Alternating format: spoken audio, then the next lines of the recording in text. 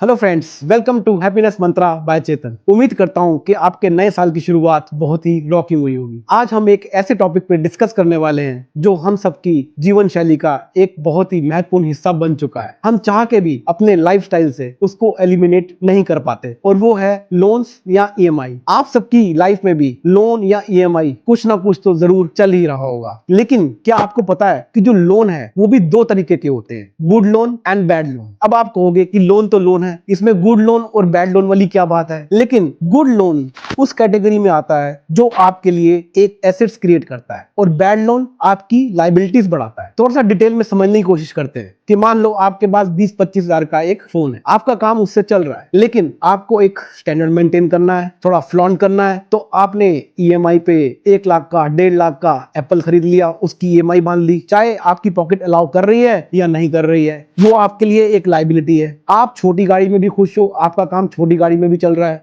लेकिन स्टेटस को मेंटेन करने के लिए आपने 20 लाख की 25 लाख की कोई बड़ी गाड़ी ले ली, उसकी एक हैवी ईएमआई है, वो आपके लिए एक लायबिलिटी है। ऐसे ही आजकल एक नया ट्रेंड आया है कि लोग सोशल मीडिया पे बहुत फ्लॉन्ट करने लगे हैं इंटरनेशनल ट्रैवल, और बहुत से लोग उसको देख के जलन भी होती है कि अरे ये तो इंटरनेशनल ट्रैवल कर रहे हैं, बहुत घूम रहे हैं, जिंदगी के बहुत मजे ले रहे हैं, तो हम क्यों नहीं कर सकते। तो आजकल ट्रैवल लोन भी चलता है। तो लोग इस दिखावे को पूरा करने के लिए, सोशल मीडिया पे अपना एक स्टेटस दिखाने के लिए ट्रैवल लोन भी ले लेते हैं, जो आपके लिए एक बहुत बड़ी लायबिलिटी है। आप हफ्ता 10 दिन 15 दिन एंजॉय तो खूब करेंगे, लेकिन वापस आने के बाद लोन तो आप ही को रीपे करना है ना। इसके अलावा एक बहुत बड़ी गलती करते हैं हम कि हम जो मेडिकल इंश्योरेंस है, हम मेडिकल इंश्योरेंस नहीं लेते। और एक छोटी सी गलती, एक परिवार में एक छोटा सा हॉस्पिटलाइजेशन, कोई ऐसी घटना घट गई कि कोई हॉस्पिटलाइज हो गया, तो आप समझिए कि हमारी जितनी भी कमाई है, हमारी जितनी भी सेविंग है ना, सब उसी में खत्म हो जाती है। और कई बार तो ऐसी सिचुएशन आ जाती है कि लोगों को पर्सनल लोन तक लेना पड़ता है, जिसका रेट ऑफ इंटरेस्ट सबसे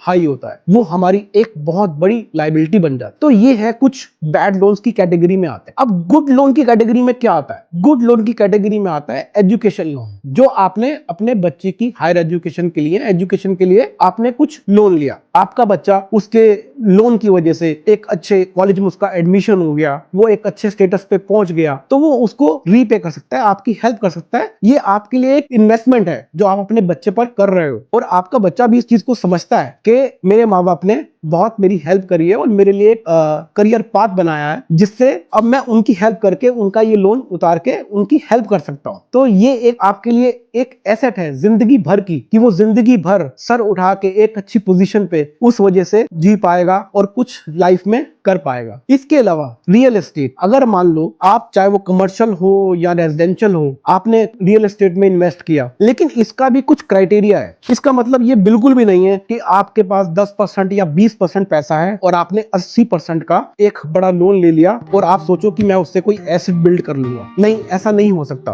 उसके लिए कम से कम आपके पास 50% 60% पैसा, जो आप एक इन्वेस्टमेंट करना चाहते हो, उतना 50% या 60% तो आपके हाथ में होना चाहिए। बाकी अगर आपकी इतनी कैपेबिलिटी है, आपकी इतनी सैलरी है या इतनी कमाई है कि आप बाकी का जो बचा हुआ लोन है उसको भी पे कर सकते हो, तो वो आपके लिए एक अच्छा कैपिटल गेन क्रिएट कर सकता है लाइफ में, बशर्ते कि आपने जो प्रॉपर्टी ली है वो एक अच्छी लोकेशन पे होनी चाहिए या अच्छे बिल्डर के साथ होनी चाहिए। ये भी अपने आप में एक बहुत बड़ा टॉपिक है, हम इसको एक अलग वीडियो में जरूर डिस्कस करेंगे। लेकिन आप समझ पाए होंगे कि गुड लोन और बैड लोन आखिर होता क्या है। अगर आपको ये इंफॉर्मेशन अच्छी लगी तो प्लीज इस वीडियो को लाइक करिए, शेयर करिए, कमेंट करिए, और चैनल को सब्सक्राइब करना मत भूलिएगा। Thank you so much.